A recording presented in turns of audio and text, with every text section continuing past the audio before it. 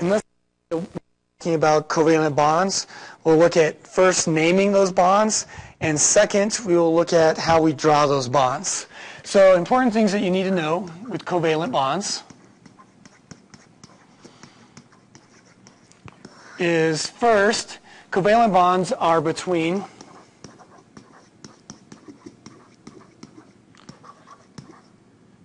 two nonmetals, two or more nonmetals.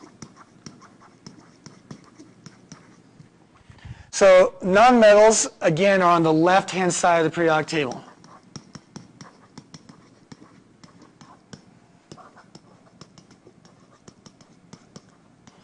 So a little bit different than covalent bonds, with ionic bonds. Ionic bonds are between a metal and a nonmetal. Covalent bonds are between two nonmetals, again, on the left-hand side of the periodic table.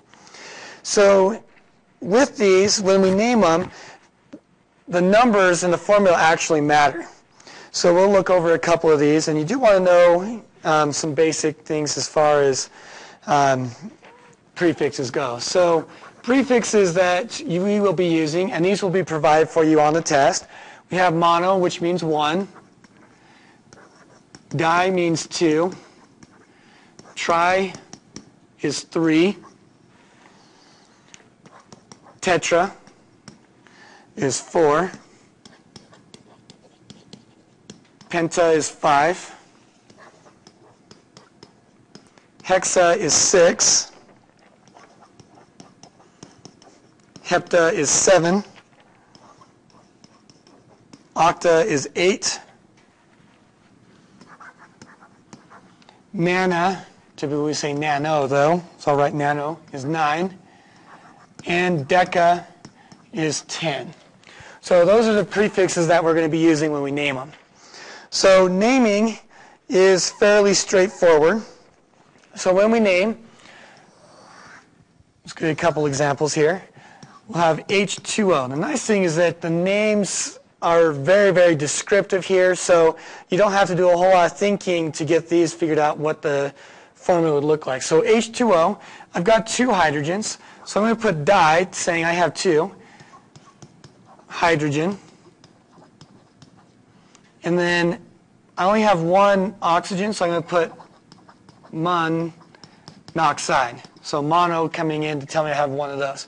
So di tells me I have two hydrogens. Mono means I have one oxygen. So we've got that. A couple things to be aware of when it comes to mono, though. Mono, I'm going to put a star next to this one, only used on the second element. If it's on the first element, it will not be used. So it's really important that you recognize that. Okay, let's look at another example here. Let's use CO2. Okay, so on this one I've got carbon. I've only got one carbon.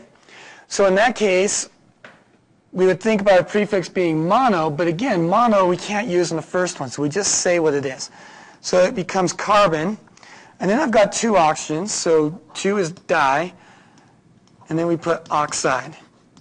So again, carbon, 2 oxygens, so I put di, and then oxide, representing oxygen for a second element. So it's just like with the other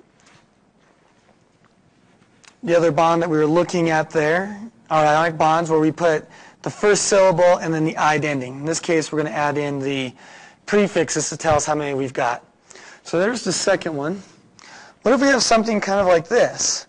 Let's go with purple on this one. So we've got CO. So in this case, I've got carbon again, and it's only one of them, so I can't put a prefix there. So I've got carbon, and then 1O means monoxide. Okay, so I can put mono on the second element, I cannot put it on the first. So carbon monoxide. Okay, really quick. pH3, phosphorus is a nonmetal. So phosphorus, again, there's only one of them, so I'm not going to put any prefixes there. And then I've got 3 hydrogens. Now hydrogen looks like it's on the metal side of the periodic table, but hydrogen is not a metal. So remember, hydrogen is a nonmetal. probably looks better on the right side on most periodic tables. So phosphorus trihydride. Okay, so there's that one. Let's do something like this. We got C2H2. We can't reduce these. It's really, really important that you do not reduce covalent bonds. So in this case, I've got dicarbon, dihydride. The di tells me I've got 2 carbons. Di here tells me I have 2 hydrogens. So that's kind of what we've got to look at. Once you have the naming down, it's pretty simple to go backwards the other way also. So if I gave you something like